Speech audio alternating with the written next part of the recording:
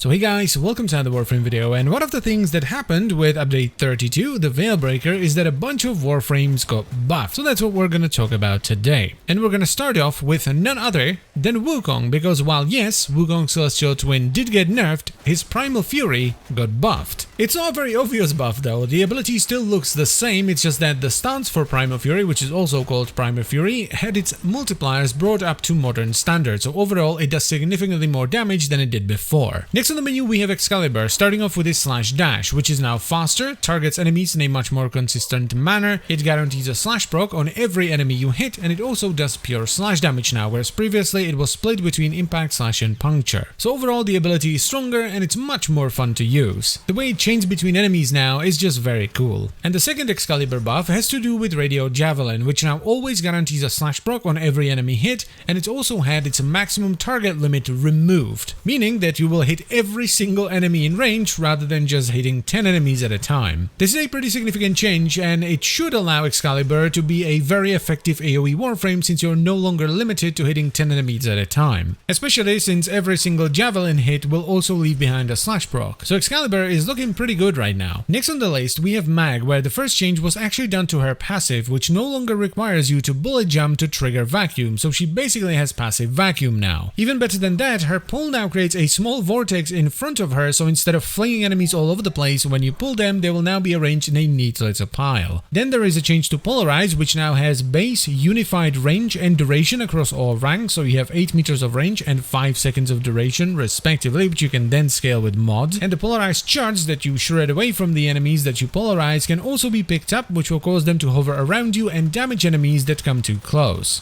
These will also proc puncture and slash, and while the slash damage isn't too great, the puncture isn't actually too bad since it does reduce enemy damage. The next change, or buff, has to do with Magnetize. So Magnetize now has unified base range across all ranks, which is 15 meters for the explosion and 4 meters for the bubble radius. And if it sucks up any polarized shards, whether they be on the ground or flying around you, it will increase its damage by 500 per shard. And this scales with power strength, so you can actually get a lot of damage just from the shards alone. And the final change to Mag has to do with Crush, which now has unified base range across all ranks, which has been set to 18 meters. Moving on to Volt, who received quite a few buffs as well, so his passive now charges twice as fast. Now, just in case you don't know, Volt's passive allows you to accumulate up to 1000 extra electricity damage as you move around. Now, previously you would get 5 extra damage for every 1 meter traveled, and this has now been changed to 10 extra damage, so it charges twice as fast, as I mentioned already. Then there was a relatively small change to Shock, so the energy went from 25 to 15, which is rather nice, and its base range has been unified across all ranks, so it now sits at 15 meters. This is definitely a good change because it's not often used for damage, it's mostly used for crowd control, so having it cost less energy is nice, and having more range and lower ranks is definitely good too. Next up we have some buffs to Speed, which has had its base speed increase from 50 to 75, and it's been unified across all ranks, so it's 75 no matter the rank. Its base duration has been increased by 5 seconds, the reload speed buff went from 17.5% to 25%, and its range has been unified across all ranks, and it's now 25 meters. Next on the list is Electric Shield, more specifically the variant you can pick up and carry around. So while you're carrying the shield around, you are no longer slowed down, it doesn't drain energy, and you are not restricted in which weapons you can use. This is huge considering how it used to be, right? You were slow, it was draining energy, and you could only use secondary weapons. This makes the shield significantly more useful. And the final Volt change has to do with Discharge, which has had its base range unified across all ranks, so it's 20 meters for the actual ability and then 8 meters for the electric arcs.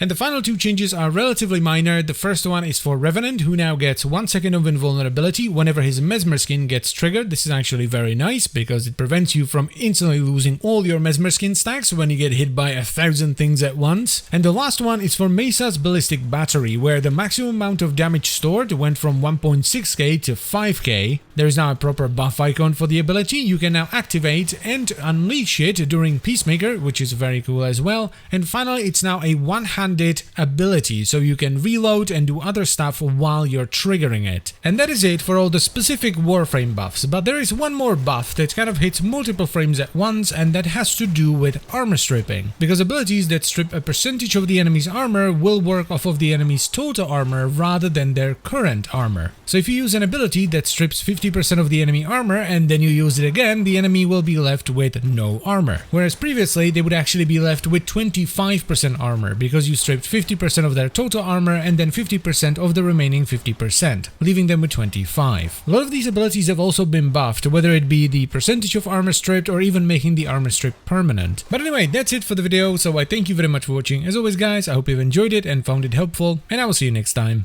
Bye bye.